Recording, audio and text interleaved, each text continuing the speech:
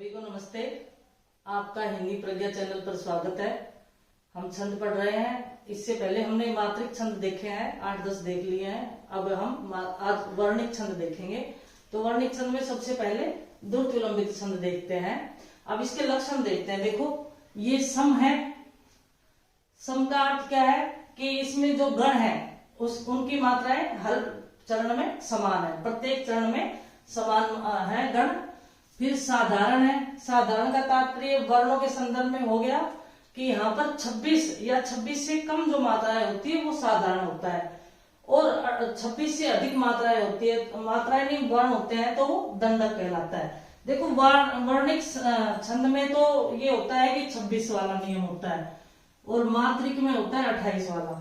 मात्रिक में साधारण छंद वह कहलाता है जिसमें 28 या 28 से कम मात्राएं हो, और वर्णिक छंदों में वह छंद साधारण कहलाती है जिसमें 26 या 26 से कम मात्राएं हो, वो वर्णिक छंद कहलाता है। और 26 से अधिक जहां पर ये वर्ण हो वहां पर वो क्या कहलाता है, दंडक छंद कहलाता है। तो ये 26 वाला नियम यहाँ पर याद रखना पड़ेगा। अब तक हमने मात्रिक छंद पढ़े थे, उसमें हमने 28 मात्राएं पढ़ी थी, लेकिन अब 26 मात्राएं। तो इसमें 26 से कम मात्राएं है, इसलिए ये साधारण है।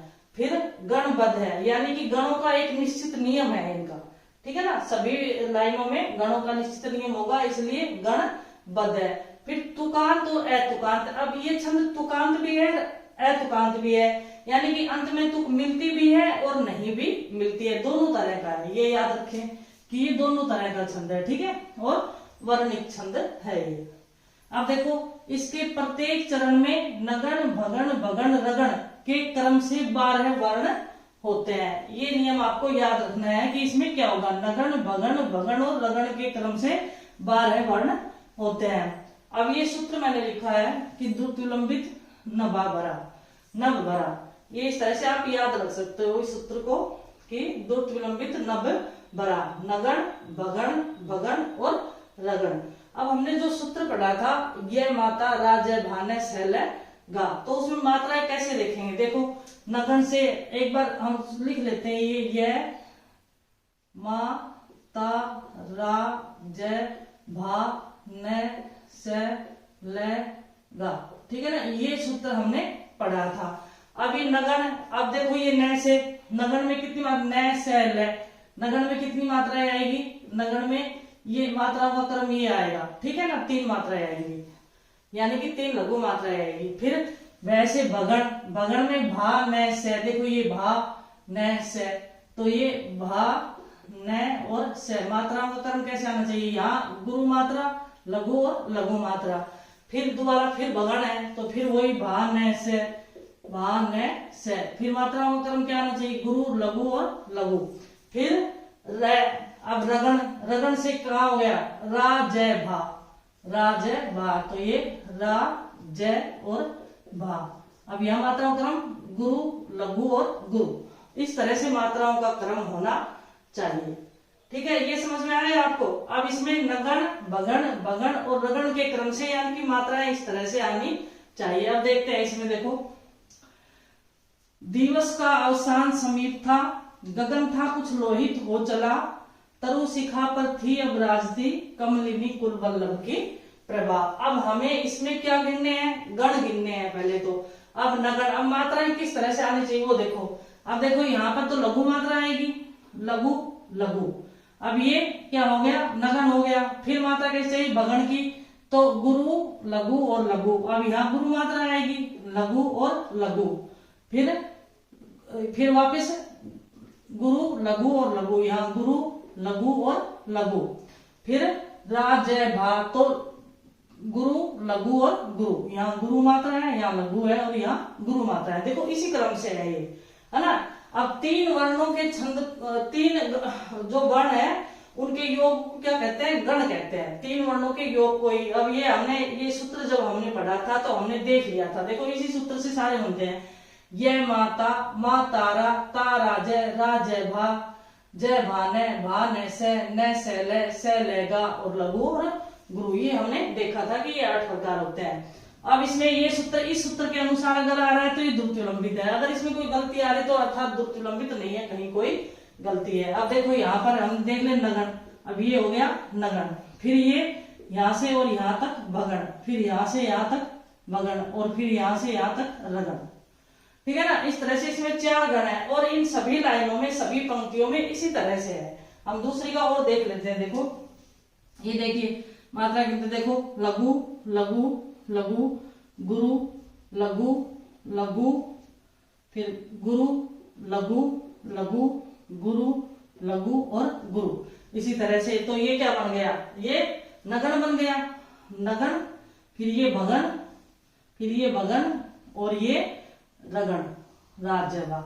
इसी तरह से इन सब में मात्राएं आएंगी, यानी कि आपको गण गिनने आने चाहिए और ये मात्राएं अच्छी तरह से लगानी आनी चाहिए। देख लेते तीसरी लाइन और, देखो सब में इसी तरह से है, लघु लघु लघु, गुरु लघु लघु, गुरु लघु लघु, गुरु लघु गुरु, वही क्रम है।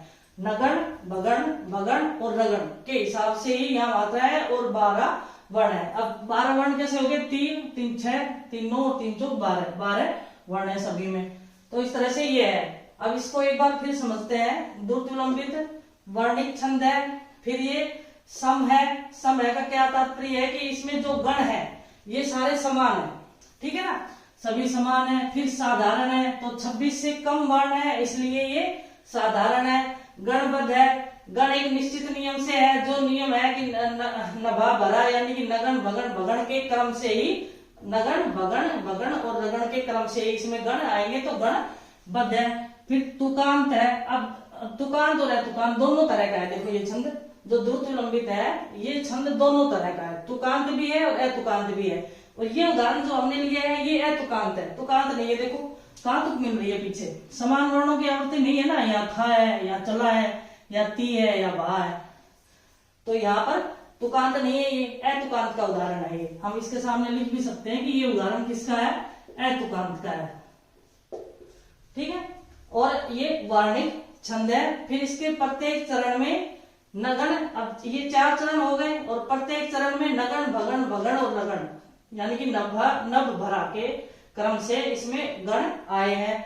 और इसमें टोटल 12 वर्ण होते हैं। जब हम वर्ण भी गिनते हैं ना तो 12 होते हैं, 1 2 3 4 5 6 7 8 9 10 11 12 वर्ण है।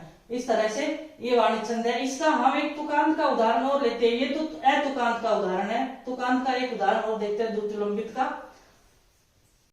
द्रुतविलंबित का एक उदाहरण और देखते हैं जो तुकांत है। पहले हमने अतुकांत का उदाहरण देखा था, तो अब ये देखिए, एक तो ये तो हमने पढ़ ही लिया है कि ये समछंद है, फिर साधारण कैसे है, गणबद्ध कैसे है, तुकांत या अतुकांत दोनों तरह का है, और ये वर्णिक छंद है। अब देखो, प्रबल जो तुम में पुरुषार्थ हो, सुलभ कौन तुम्हें न पदार्थ हो, प्रगति के पथ में विचरो उठो, भुवन में सुख शांति भरो उठो। ठीक है। अब ये इसमें देखते हैं, हमें क्या देखना है, द्रुतविलंबित नभ भरा, नगण भगण भगण रगण के हिसाब से आना चाहिए। नगण नगण भगण भगण और रगण, ये गण हमारे आने चाहिए। ठीक है। और अब इसमें देखते हैं, देखो अब यहां पर मात्राएं गिनते हैं। लघु लघु लघु, गुरु लघु लघु गुरु, लघु लघु गुरु लघु और गुरु। अब नगण में देखो न स ल, जब हम यह माता राज भान स लेगा सूत्र से करते हैं तो न स ल आता है, तो इसमें लघु लघु लघु मात्राएं ही होंगी। फिर भान स, अब भान स में क्या आएगी, गुरु। ये तो एक सूत्र है, आपको अच्छी तरह से याद करने का। भा न से या गुरु मात्रा, लघु और लघु। इसी तरह से फिर भा न से में भी लघु या गुरु लघु लघु और रा जय भा, इस सूत्र से हमने तो यहाँ पर गुरु लघु और गुरु मात्रा, यानी कि मात्राओं का क्रम ये होना चाहिए हमारा। अब देखो यहाँ ये मात्राओं का क्रम यही है। ये देखो नगण हो गया, न से ल, फिर भा न से, फिर यहाँ पर भा न से और राज्य भा। ठीक है। तो ये नगण भगण भगण और लगन, इस क्रम से मात्राएं इसमें आई है। दूसरे देख लेते हैं फिर से। देखो लघु लघु लघु, गुरु लघु, और ये लघु गुरु लघु लघु, गुरु, लघु और गुरु।